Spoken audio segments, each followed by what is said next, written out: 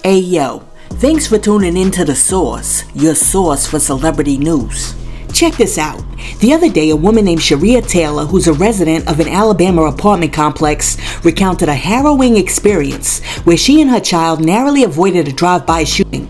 Taylor says that on April 26, she heard 7 pow-pows ring out, and she quickly made the decision to protect her and her child by using some dance moves that she got from Lil Kim back in the day. Check this out. So, if you could, Miss Taylor, just talk a little bit first about, what all you saw and heard last night. Just kind of take me through whenever you noticed something was going on and what you witnessed as well. Okay, so boom. I'm outside. I was waiting on my mama, and I'm just walking, minding my business. Then somebody called me. They're like, hey, you see them fighting over there? So I leaned to the side.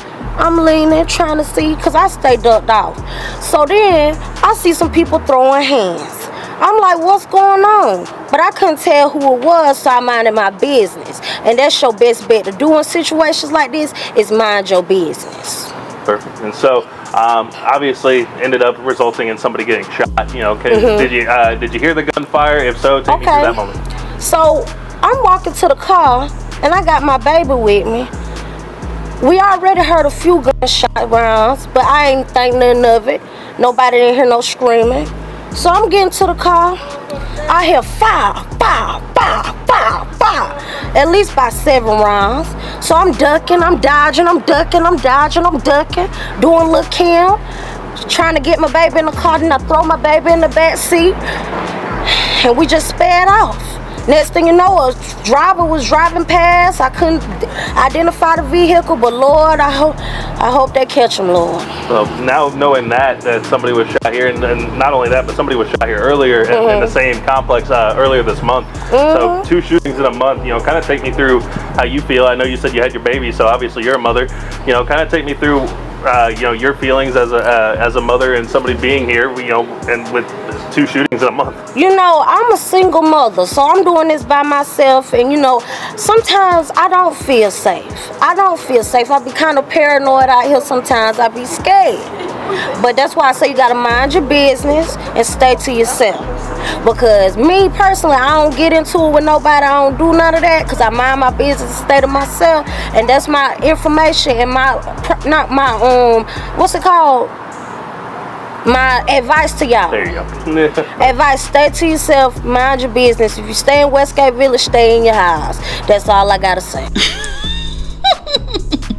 Yo, this chick said she threw her baby in a car and then hit the Lil Kim dance moves to duck and dodge the bullets. Oh my goodness.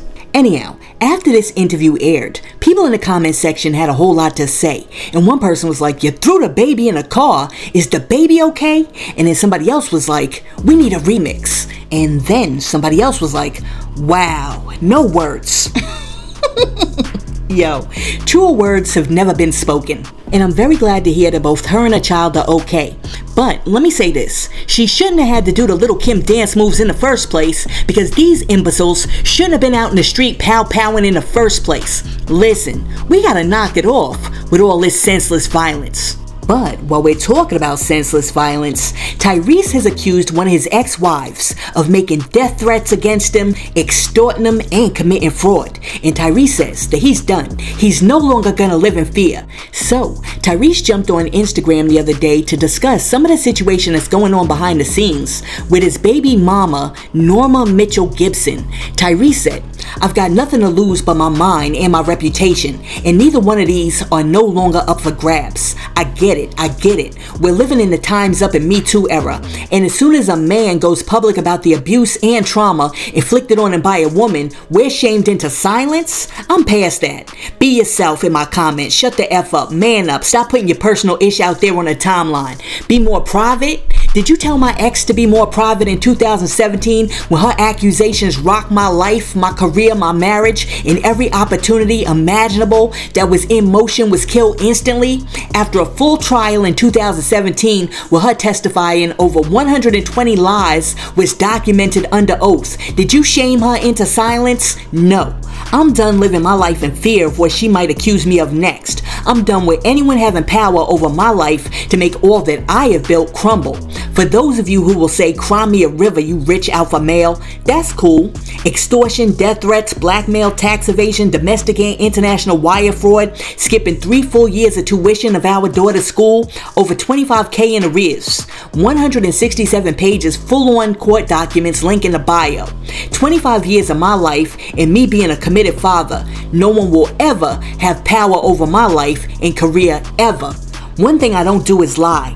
If you know of my A-list family law attorney, Terry Levitch Ross, who had to install bulletproof windows in her office after we both received death threats, before they make me delete this post and the link with the full 167 pages of court documents with details, receipts, to back up everything, go there now. Imagine that. Setting up bank accounts in your deceased father's name, forging his signature on checks. Imagine giving your baby mama $11K a month and she refuses to get your own daughter's hair and nails done.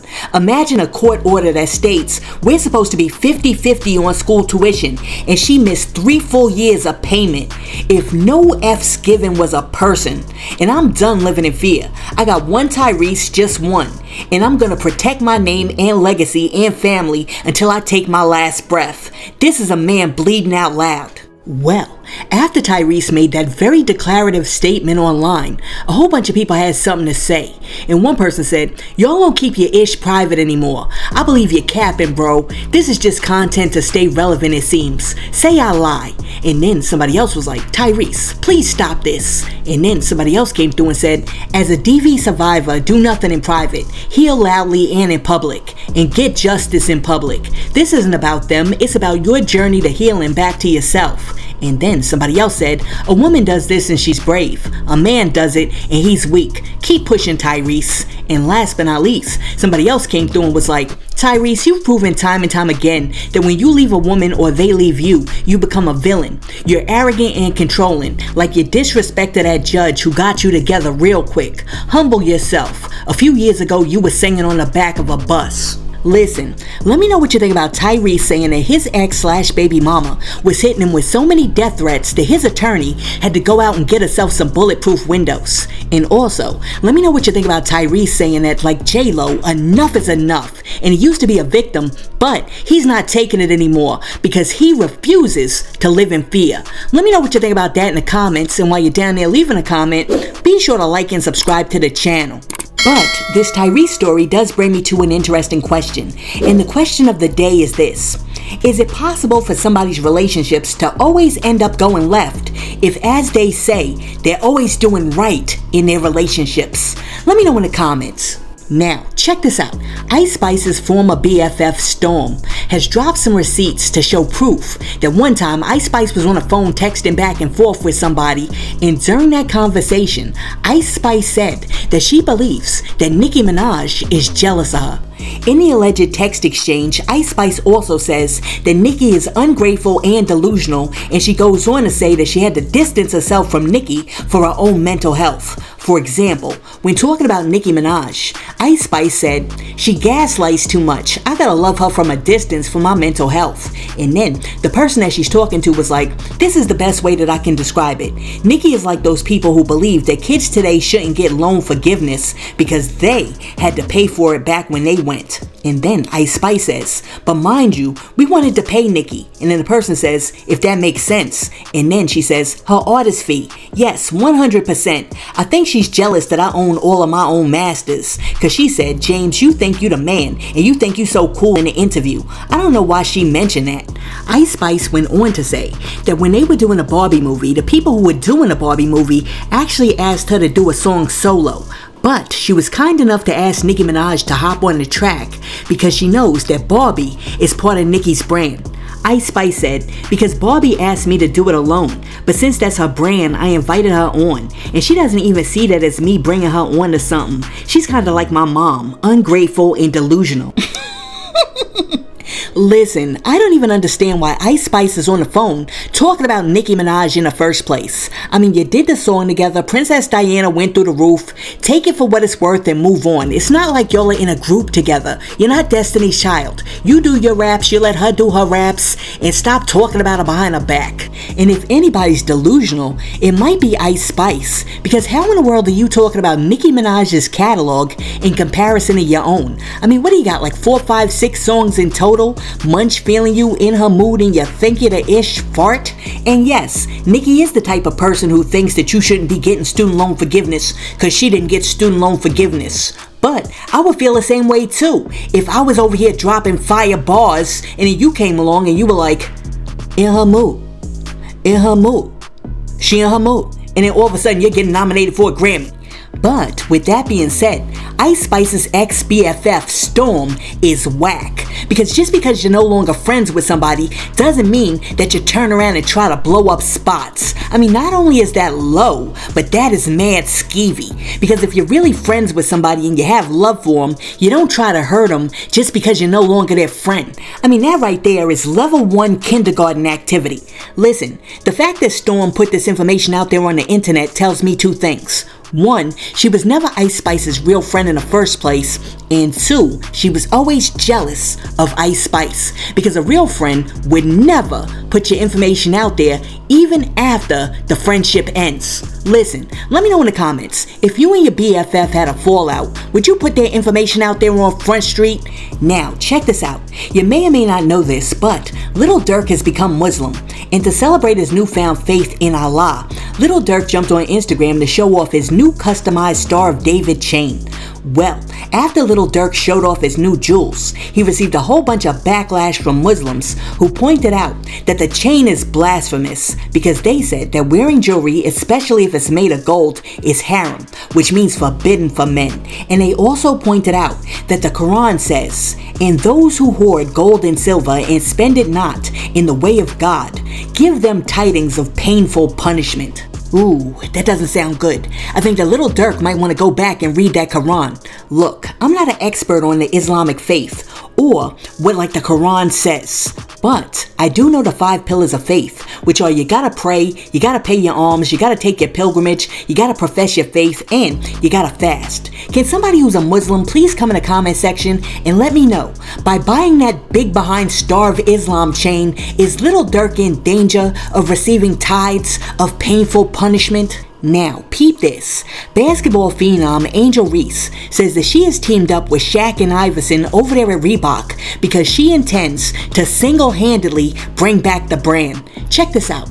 So many different shoe companies wanted to work with me, but I chose Reebok. What was it about Reebok? One, they didn't have a women's basketball player, a face. So I wanted to be that. 2, Shaq, you know, my relationship with Shaq. And 3, I like how they were rebranding everything, and they're like letting me be the creative behind like everything I want to do. So like I'm having my own shoe line coming out, merch, money on it, that y'all can be able to shop and like stuff to our age. Like y'all like what I wear, y'all like how I dress, y'all like my style. So like I wanted to incorporate that into Reebok. I want people wearing my shoes. I'm gonna have shoes probably in a couple years. My own shoe, maybe like 2 years. Once I'm in the league, like and hooping and stuff. So yeah. And I wanted to be a priority. Cause I could have signed easily with Nike. I could have signed easily with Jordan, but like everybody doing that. Like y'all know I don't like doing what everybody do. I like to do the complete opposite. I'm bringing Reebok back, yeah. Listen, even though most people are rocking Adidas and Nikes nowadays, we used to rock the Reeboks, so I think she could bring them back. I mean, Cardi tried to do it a couple of years ago, but they didn't push it enough, you know what I'm saying? And they need some new styles. You know, we can't just be running around with the classics or the 5411s. We need something new. Like we need the Angel Reese Reebok 360s. Sounds like something I would wear. But while we're speaking about female basketball players and their future sneakers, one columnist at USA Today is infuriated by the fact that Caitlin Clark just received an 8-year, $28 million deal with Nike. In his article, Mike Freeman says that a black WNBA player deserved that deal and that money, and he attributes Caitlin Clark's new deal with Nike to racism.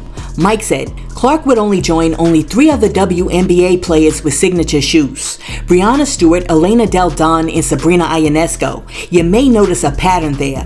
The fact that only white women hold the power of the signature shoe now as the WNBA enters into its most high-profile and prosperous phase shows how black women are being ignored in the league that they dominate.